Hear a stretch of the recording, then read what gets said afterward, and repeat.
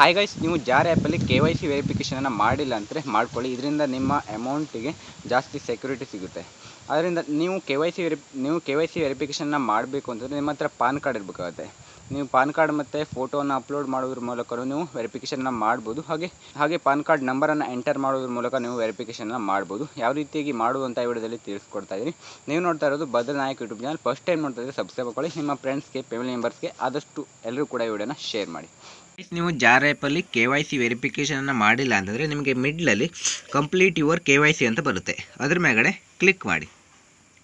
ಅದ್ರ ಮೇಗಡೆ ಕ್ಲಿಕ್ ಮಾಡಿದಾಗ ನಿಮಗೆ ಇಲ್ಲಿ enter your 10 digit PAN number ಅಂತ ಇರುತ್ತೆ. ನೀವು ಪಾನ್ ನಂಬರನ್ನು ಎಂಟರ್ ಮಾಡುವುದ್ರ ಮೂಲಕ ನೀವು ವೆರಿಫಿಕೇಷನನ್ನು ಮಾಡ್ಬೋದು KYCಯನ್ನು. ಹಾಗೆ ಕೆಳಗಡೆ ವೆರಿಫೈ ಅನದರ್ ವೇ ಅಂತ ಇದೆ, ಅದ್ರ ಮೇಗಡೆ ಕ್ಲಿಕ್ ಮಾಡಿ. ಅದ್ರ ಮೇಗಡೆ ಕ್ಲಿಕ್ ಮಾಡಿದರೆ ನಿಮಗೆ ಈ ರೀತಿ ಇಂಟರ್ಫೇಸ್ ಬರುತ್ತೆ. ಇಲ್ಲಿ ನಿಮಗೆ ಅಪ್ಲೋಡ್ ಯುವರ್ ಪಾನ್ ಕಾರ್ಡ್ ಹಾಗೆ ಅಪ್ಲೋಡ್ ಯುವರ್ ಆಧಾರ್ ಕಾರ್ಡ್ ಅಂತ ಇರುತ್ತೆ. ನೀವು ಇಲ್ಲಿ 2 ಫೋಟೋಗಳನ್ನು ಅಪ್ಲೋಡ್ ಮಾಡೋದ್ರ ಮೂಲಕ ವೆರಿಫಿಕೇಷನನ್ನು ಮಾಡ್ಬೋದು. ಇಲ್ಲಿ ಅಪ್ಲೋಡ್ ಯುವರ್ ಪಾನ್ ಕಾರ್ಡ್ ಮೇಗಡೆ ಕ್ಲಿಕ್ ಮಾಡಿ.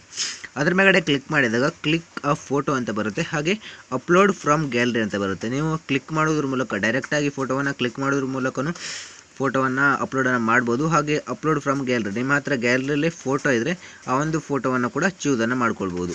ನೀವು ಇಲ್ಲಿ 2 ಫೋಟೋಗಳನ್ನು ಅಪ್ಲೋಡ್ ಮಾಡಿದರೆ ನಿಮ್ಮ ವೆರಿಫಿಕೇಷನ್ ಕಂಪ್ಲೀಟ್ ಆಗುತ್ತೆ. ನಾನು ಈಗ ಪಾನ್ ಕಾರ್ಡ್ ನಂಬರ್ ಹಾಗೆ ಡೇಟ್ ಆಫ್ ಬರ್ತನ್ನು ಹಾಕೋದ್ರ ಮೂಲಕ ಯಾವ ರೀತಿಯಾಗಿ ವೆರಿಫಿಕೇಷನನ್ನು ಮಾಡೋದು ಅಂತ ತೋರಿಸ್ತೀನಿ.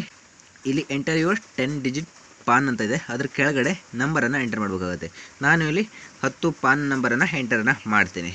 ಪಾನ್ ನಂಬರ್ ಎಂಟರ್ ಮಾಡಿ ಆದಮೇಲೆ ನಿಮಗೆ ಕೆಳಗಡೆ ಗ್ರೀನ್ ಕಲರಲ್ಲಿ ಈ ಥರ ಬರುತ್ತೆ, ನೇಮ್ ಆ್ಯಸ್ ಪರ್ ಪಾನ್ ಭದ್ರನಾಯಕ್ ಅಂತ ಬರುತ್ತೆ. ನಿಮ್ಮ ನೇಮ್ ಏನಿರುತ್ತೆ ನಿಮ್ಮ ನೇಮ್ ಬರುತ್ತೆ ಅಲ್ಲಿ ಗ್ರೀನ್ ಕಲರಲ್ಲಿ. ಕೆಳಗಡೆ ಡೇಟ್ ಆಫ್ ಬರ್ತನ್ನು ನೀವು ಎಂಟರನ್ನು ಮಾಡಬೇಕಾಗುತ್ತೆ. ಇಲ್ಲಿ ಡೇ ಮತ್ತು ಮಂತ್ ಮತ್ತು ಇಯರನ್ನು ಎಂಟರ್ ಮಾಡ್ಕೊಳ್ಳಿ. ಪಾನ್ ನಂಬರ್ ಮತ್ತು ಡೇಟ್ ಆಫ್ ಬರ್ತನ್ನು ಎಂಟರ್ ಮಾಡಿ ಆದಮೇಲೆ ಕೆಳಗಡೆ ನಿಮಗೆ ವೆರಿಫೈ ಪಾನ್ ಡೀಟೇಲ್ಸ್ ಅಂತ ಇದೆ.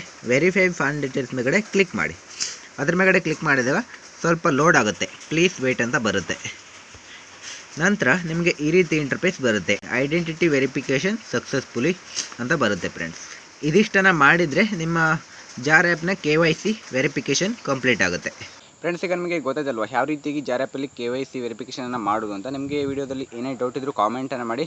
ಹಾಗೆ ಬೇರೆ ಯಾವುದಾದ್ರೂ ವೀಡಿಯೋಸ್ಗಳು ಬೇಕು ಅಂದರೂ ಕೂಡ ಕಾಮೆಂಟನ್ನು ಮಾಡಿ. ಮುಂದಿನ ವಿಡಿಯೋತ್ತೆ ಮತ್ತೆ ಸಿಗೋಣ. ಬಾಯ್ ಬಾಯ್.